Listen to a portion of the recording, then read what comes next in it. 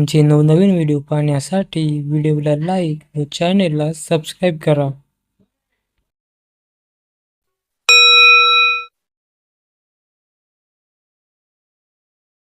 चूल पेटली.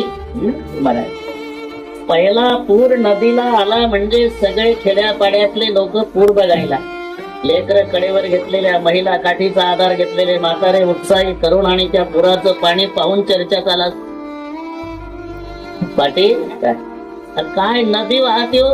अरे नदी उभीच आहे, पाणीच वाहत. पण मराठी अजून अर्धा मिनिट घेतो. तुमच्या मुलानंतरची मुलं नोकरीला लागली आणि तुमचं सुशिक्षित बेकार म्हणून फिरतय गावात. काही प्रयत्न केले का नाही? केले हो. काय झालं? आमचा अर्ज पुढे सरकत नाही. सरकल काय करावं लागेल? वजन ठेवा. आता अर्ज कागदाचा असतो ढवळे बाबा. वजन ठेवल्यावर थांबला पाहिजे पण सरकतो. ही मराठी कळली तुम्हाला? हे जसे मराठीतले शब्द आहे तसाच हा वाढदिवस शब्द आहे.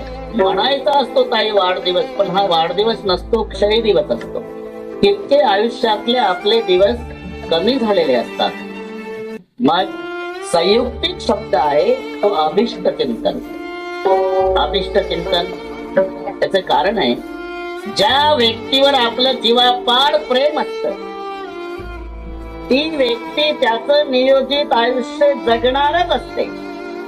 पण त्या नियोजित आयुष्यामध्ये त्या व्यक्तीवर काही अनिष्ट येऊ नये याकरता सर्वांनी एकत्रित येऊन इष्टदेवाकडे केलेली सामुदायिक प्रार्थना याला म्हणतात अभिष्ट चिंतन. आयुष्य संपलं ना ढवळे बाबा, अरे डॉक्टरची लाईन उभी करा तरी जगणार नाही. आणि घडल्यात घटना ताई, आकाशाच्या उंचीचे महाराष्ट्राचे 5 नेते गेले भाऊ. 5. स्वर्गीय बाळासाहेब ठाकरे, स्वर्गीय गोपीनाथरावजी मुंडे साहेब, स्वर्गीय विलासरावजी देशमुख साहेब, स्वर्गीय RR पाटील आबाण, स्वर्गीय प्रमोदजी महाजन. थोडा विचार करा, या 5 लोकांत अख्खा हिंदुस्थान हलवायची ताकद होती. नेत्याचं महत्व समकालीन समाजाला कळत नसतं, तो गेल्यावर कळतं. बरं काय कमी होतं? थोडा विचार करा. अख्खी परळी सज्ज झाली होती. साहेबांच्याकडे गोरगरिबाच्या विकासाचं खातं आलं.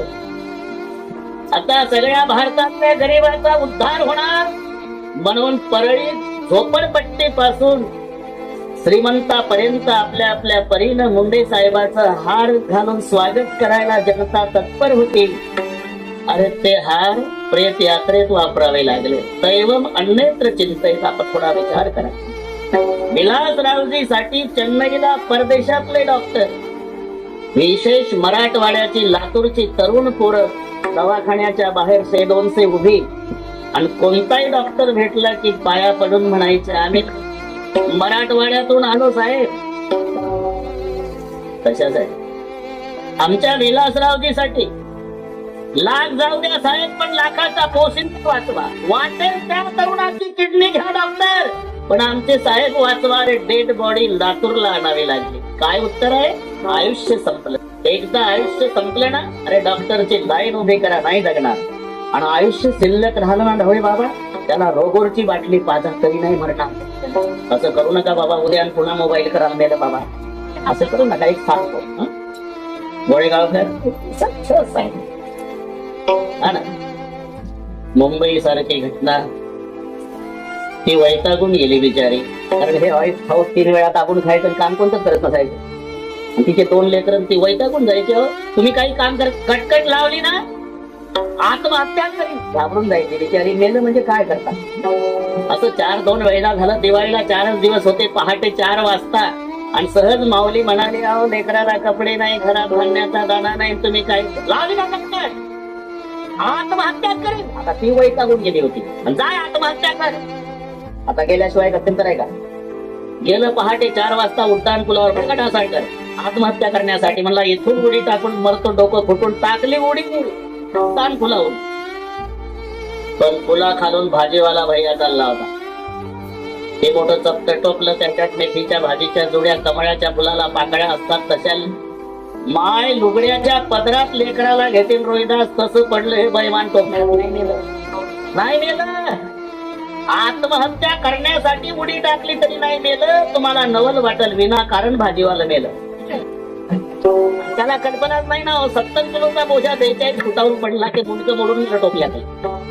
परत ते लेकरांना सांगून आलं होतं, काळजी करू नका बाळांनो, आज जेवढ्याची भाजी विकल्या जाईल तेवढ्याचे फटाके आणतो म्हणला. खुश होती लेकरं त्याची, पप्पा फटाके आणणार. ते पुलाखाली नेलं. ज्याची बायको खुश झाली, कटकट गेली, ते दुपारच्या जेवणाला वापस गेलं. मी का सांगतो, लक्षात घ्या, ज्याचं आयुष्य संपलं ना, कितीही प्रयत्न करा. आणि म्हणून जो तो व्यक्ती त्याचं नियोजित आयुष्य जगणारच आहे.